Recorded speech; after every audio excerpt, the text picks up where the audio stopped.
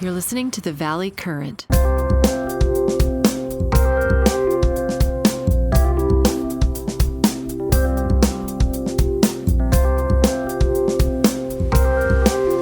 Hey, Mitch, congratulations on coming out with your book, but I guess it's been out for a while, right? It's been out for 2 years, since 2000.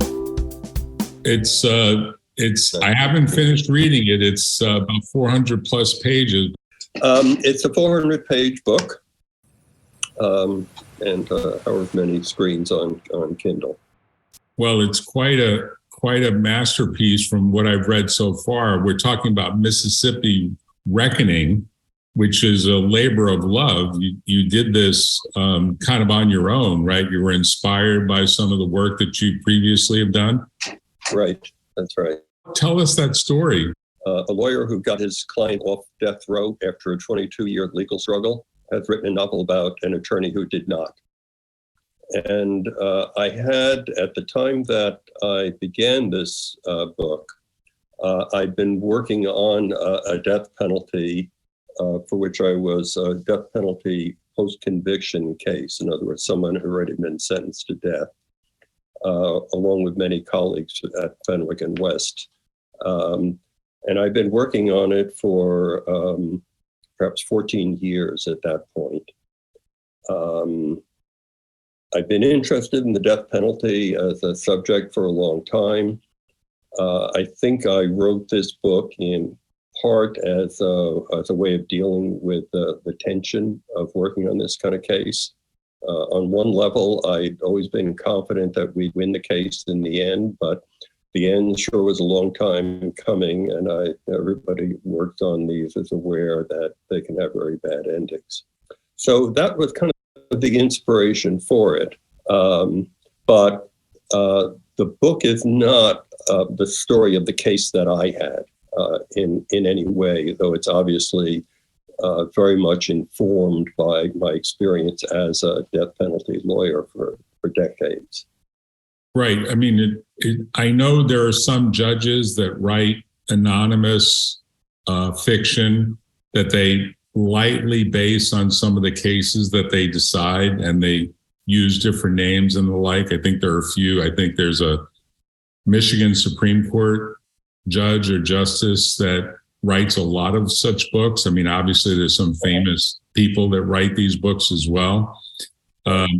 The inspiration kind of plays out, but it sounds like it was more sort of something that you felt you could better understand all the work that you were doing in that death penalty case, because you did this in parallel. You wrote this book in parallel, didn't you?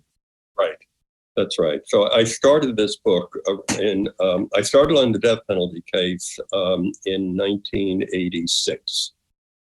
And I think by the time I started the book, we'd gone through state court, California Supreme Court, and I think we're still, and for a very long time, many, many, many years, we were in front of a district judge in California, a federal district judge. On a habeas petition. That's right. So it's a habeas corpus petition. We exhausted the appeals in the California Supreme Court. We'd had a habeas corpus petition in the California Supreme Court also, and all those have been denied. Just for the sake of some of your viewers who may not know, habeas corpus is a traditional writ that seeks to right injustice that goes beyond the scope of what might have been in an appeal record. And in this kind of case, it comes up where the issue is, among other potential issues for habeas corpus, where there's ineffective assistance of counsel. And because the attorney who represented somebody now on death row was ineffective, we have to start looking at what is the evidence that's not in the record because they did an incompetent job. So that's what that case was about. And I was interested in exploring through a novel the issues not of innocence and not of the issue that is often written about in death penalty novels of the innocent man or woman who's sentenced to death and the struggle to get at the truth. In most cases, the person who's on death row did the crime for which they were sentenced to death. And their issues are, how did they come to be that kind of person? What happened to them along the way? Was death the appropriate punishment for what they did? And those are the issues I wanted to explore. So for me, the question in Mississippi Reckoning was not the tale of an innocent man on death row, but let's put it, an innocent child who became the man who would be sentenced to death for a crime, terrible crime he did commit. And that was what I was interested in exploring through this book, among many other themes. And the core of the book is the framework of the book is a kind of a road tale thriller. The attorney who's the protagonist in the case has had a death penalty case for 14 years. He's handled it pro bono. And at the end of all that, his client is executed. Right. He's devastated. He can't figure out what to do with his life. He gets kicked out of his law firm. His wife leaves him. His life is really gone to pieces. But after a time, he comes to find a new purpose in life. And that purpose is he will return to Mississippi, where he'd been a civil rights worker in his youth. And which you were, right? Yeah. So that part tracks me. Not in Mississippi. I was in eastern Arkansas, though I did spend time in Mississippi and Georgia also as a civil rights worker in the 1960s. Mm-hmm. But he will return there, and his plan is to assassinate the men who murdered civil rights workers and Black people active in the civil rights movement who got away with it. So that's kind of the story. He's plans that he will go to Mississippi. That's kind of like the frame of this novel. But in the novel, there are a series of flashbacks that tell us the story of Gideon, the protagonist of the novel, his experiences in the civil rights movement in the South. There's a series of flashbacks starting with the killer's grandfather, who'd been a World War II soldier and hero, a Black man, and his experiences when he returned to Mississippi in the 1940s after the war, and carries forward the story of that man, his child, and then eventually the man who becomes the murderer, Kareem Jackson. So it's a multi-generational tale, which is much like the process that we who do or did death penalty work, and people do it at the trial level, attempt to do, which is to try to understand, like, how did somebody who, was born a baby, innocent, become this kind of person? And very, very often the story is a story of abuse and horrors that they experienced as a child, which twisted them in various ways and led to it. And so what I was hoping to do in this novel is to present first this murderer, the terrible crime that he committed and was a terrible crime. And then by backing up to explain how things that had happened in his childhood, in this case, fueled by American history of racism and racial oppression, how it led to this. Right, because you're really referring to kind of what might be called the penalty phase of a criminal case at the trial level. There's a separate phase, right? Exactly. After the conviction of the crime, there's actually this separate penalty phase in which all this other evidence, I always think of it as, the story behind the story of the person, right? Of course, if you have a death penalty, you have to decide who deserves the death penalty. And, if you're a liberal, as you are and I am, if I'm recalling correctly from our years together at Fenwick and West, you were a little bit more liberal than I was, but I've been liberal as well. We both thought the death penalty should be outlawed as a matter of the U.S. Constitution, but that's not the way it's worked out. Although apparently there's sort of a rejuvenation in some of the states to outlaw the death penalty, right? I don't know what the current statistics are, but it seems as though some states have outlawed the death penalty and some states have not. Right. And there are other states where, although nominally exists, hasn't been used in a long, long time, or its use has been suspended, as in California by the governor, who will not allow. Right. So it's kind of a checkered history. It's got a long history. On his watch. So, but I'm sorry. The process involves, first the jury decides, did this person do it? Are they a murderer? Then they also make a kind of finding of if there's some special circumstance that makes this death eligible. In theory, that's supposed to mean something particularly horrible that makes this the worst of the worst. But there are so many, quote, special circumstances, as the legal term for it, in most places that most any murder could be deemed a death penalty case at the discretion of the prosecutor. And if the jury finds those things, then there is that penalty phase, in which the jury in California is choosing between two alternatives: death or life imprisonment without any possibility of parole.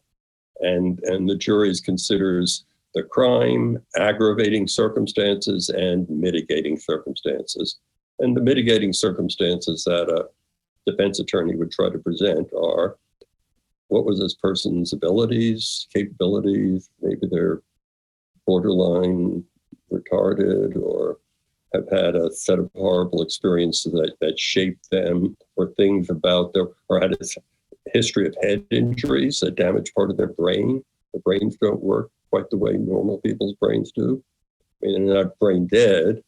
They may not be deeply retarded, but there could be kind of brain injury that affected the part of the brain that lets normal people control their actions. So those are the kind of things. And now those are some of what I wanted to explore in this novel as a way of trying to reach ordinary readers who might not want to read a treatise on the death penalty or a treatise on the history of oppression of African-American people, but might be interested in just reading a hopefully exciting, suspenseful story about whether this attorney, who's like me in many ways, but a little crazier, has decided to go off the rails and kill a lot of people.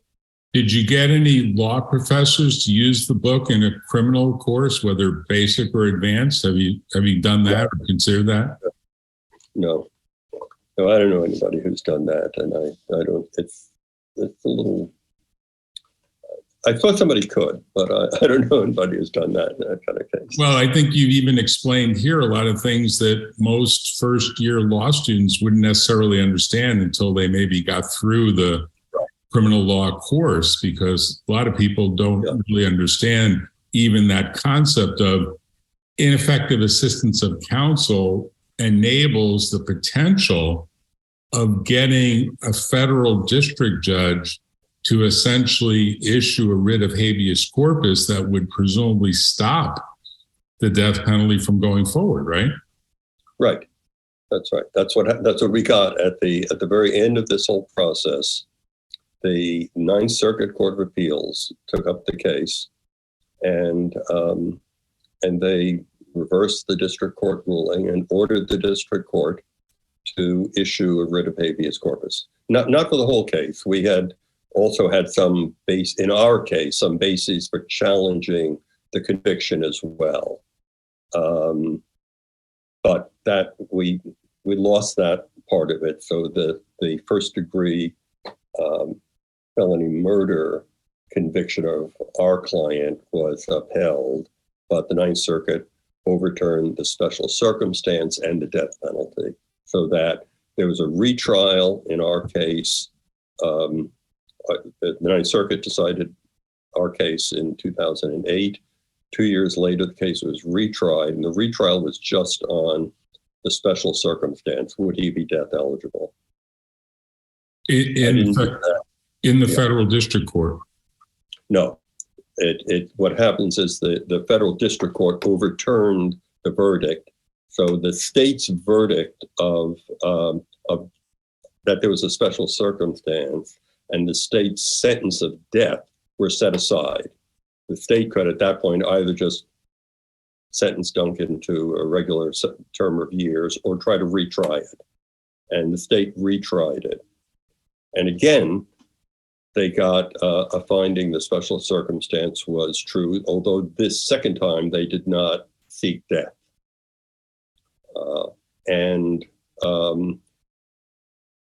I didn't, at that point in my career, I wasn't interested in being a trial lawyer for, particularly in a criminal law case where I'm not a criminal trial lawyer.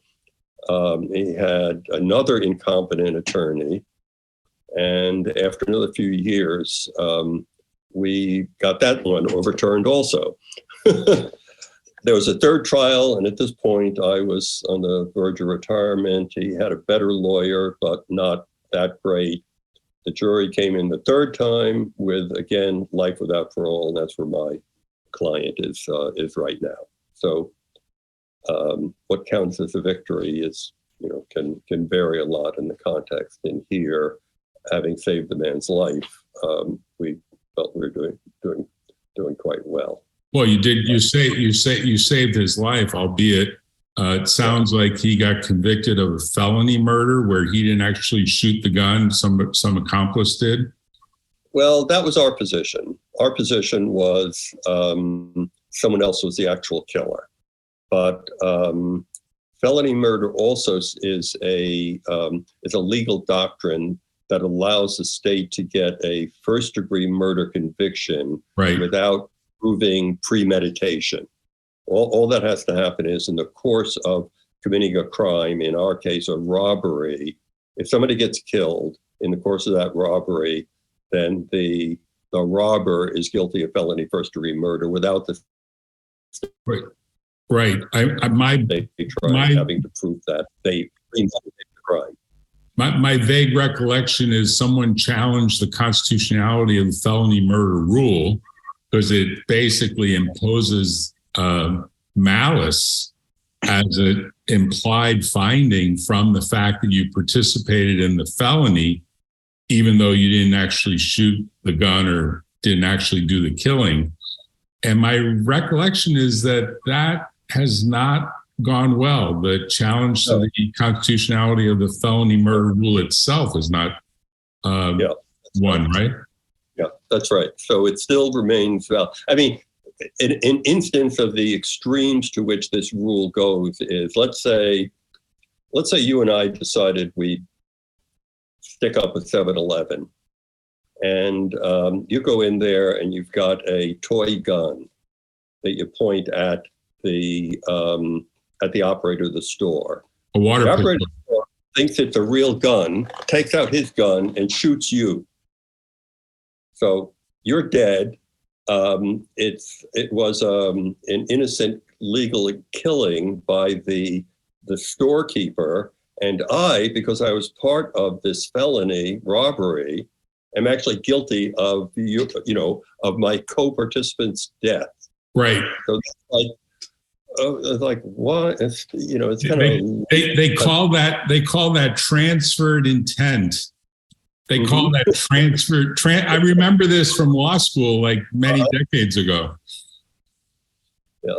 Well, that didn't come up in our case, but I remember it also, and those are the kind of things that happened. That in the fictional case in my novel, which again, let me emphasize, is not based on my client's case.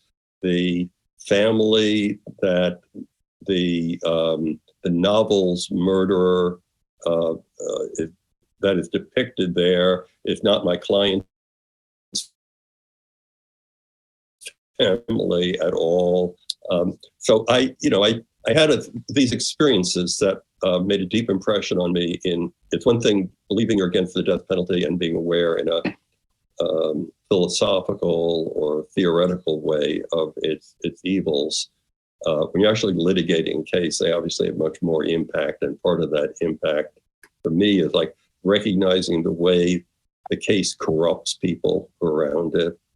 The trial attorneys who lie to protect their reputation, judges who really just ignore the appropriate legal standards I think because they believe it's good for their career, or maybe they'll be appointed to an appellate court, or because they're afraid of being considered soft on crime.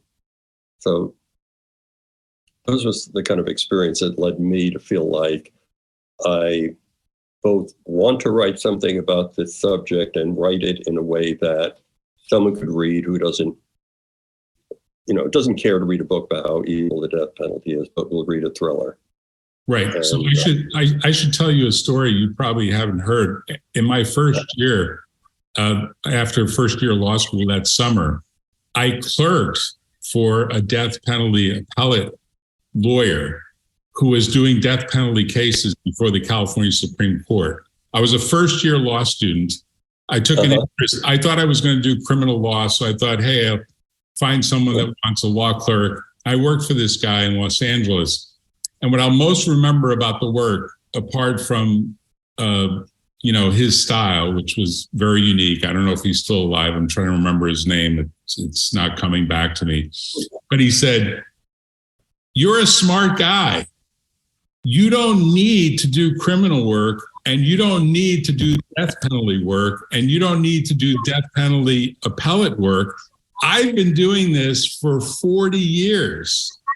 I'm telling you, the client will put their knife in your back and will twist it, even if you're trying to get them off." This is almost the exact words he used. And I remember thinking to myself, but you're doing the work. We're doing it together. I'm helping you. And said, these people are guilty. And he didn't have the very elegant explanation that you gave about, well, there's really, the penalty phase is really important. But he said, everyone is going to be viewed as ineffective. I'm going to be viewed as ineffective assistance of counsel. Like, he was convinced that anything and everything that would get people off would be used. And I remember he made a big impression on me because I probably would have gone into criminal defense practice. And he just pushed me out of that totally, which pushed me into what I did and still do, which is intellectual property law. It was quite an experience. I don't know if I ever told you that story. I remember telling it to, Daryl Nelson, who is a beloved friend and partner of ours, great person, died way too young. And Daryl just laughed like, you just do these cases because you have to be a zealous advocate. You're just a zealous advocate. That's what you do. You don't make a judgment about it. You just do the best job you can. Right. So that's like a big part of this is just, everyone who does these cases actually is not against the death penalty. Right. You don't have to be against the death penalty. I think we just have to feel that before we, particularly if you're an excellent lawyer, I think what you need to feel is that before our society puts someone to death, they ought to have a highly competent, hardworking, zealous advocate, so that before the jury makes that decision, they've really had a fair chance to hear everything that's to be said as to why death is not the right answer. So I don't know. It's really why we have a rule that automatically the death penalty cases go to the California Supreme Court, right? Those are like, it's an automatic right of appeal. And then we've got this separate federal habeas corpus process, which I think the Supreme Court, the US Supreme Court, has kind of cut back on to some degree over time, right? Hasn't that been the case? They've been whittling away at it for a long time. And I had a letter in the New York Times about this not too long ago. Like, they recently decided that if you're in federal court and you're arguing there was ineffective assistance of counsel, you can't bring up new evidence to prove in the federal court to prove there was ineffective assistance of counsel. That makes it nearly impossible, right?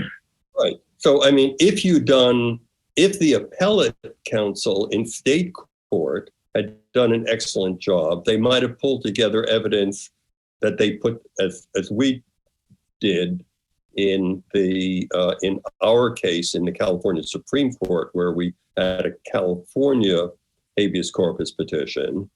You might still have been put forward enough evidence to it, but like, what's the fairness in saying the case is now in federal court, and in this federal court that is not influenced by judges who are running for election and stuff like that, all the evidence that there is that goes to whether the person's guilty or not, or whether death was appropriate, should be heard.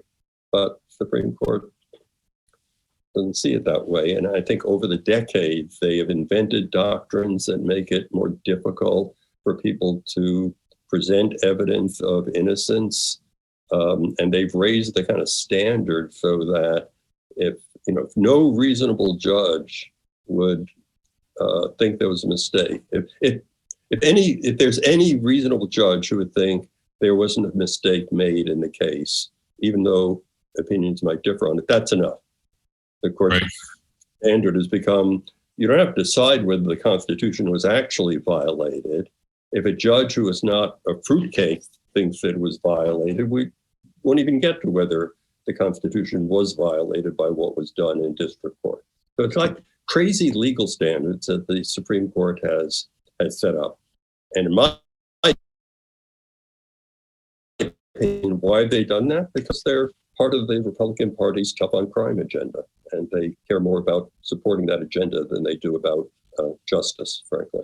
Well, I think they also look at the federal district court docket, and they see a large percentage of these habeas petitions, and they think to themselves, we only have like 5,000 federal district court judges for all 50 states. I think maybe it's 5,500. I know there's a lot of vacancies.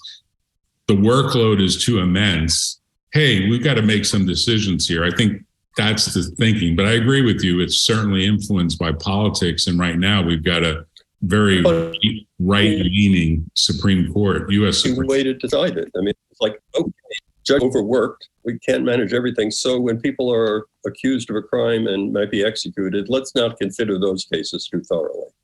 Well, I mean, you could say, like, if people are accused of, if courts have ruled on antitrust law issue, those cases take a tremendous amount of resources and expertise and other stuff, and they're very, very complicated. Let's just not hear antitrust appeals. I think there are some judges that actually would say what you just said. The antitrust stuff is too complicated. The patent stuff is too complicated. The intellectual property stuff is too complicated.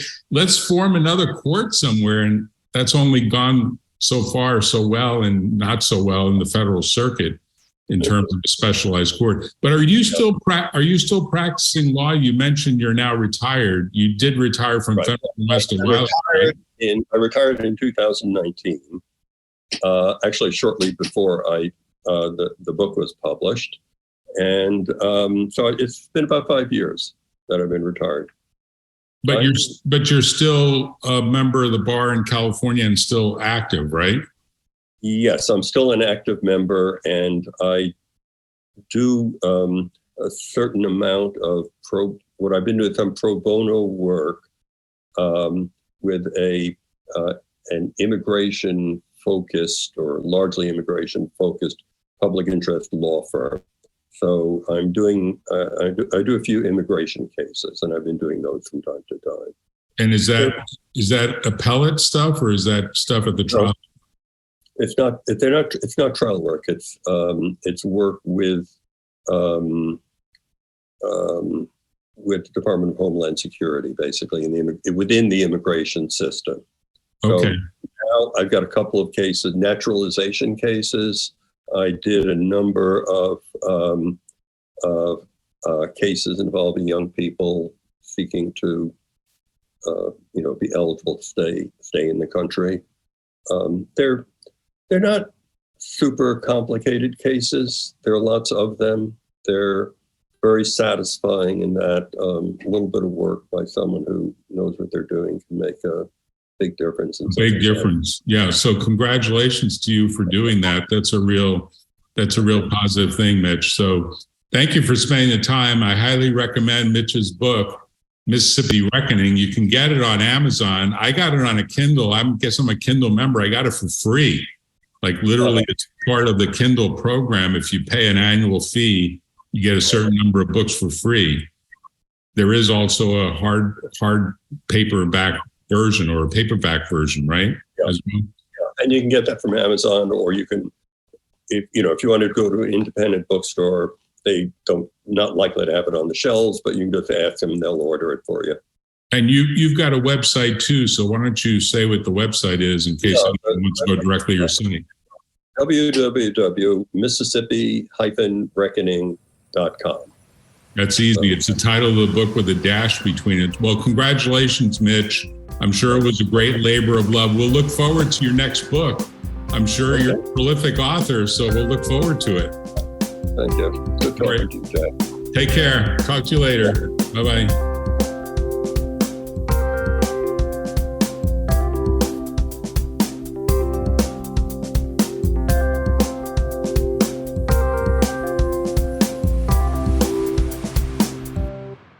Tune in next time on The Valley Current.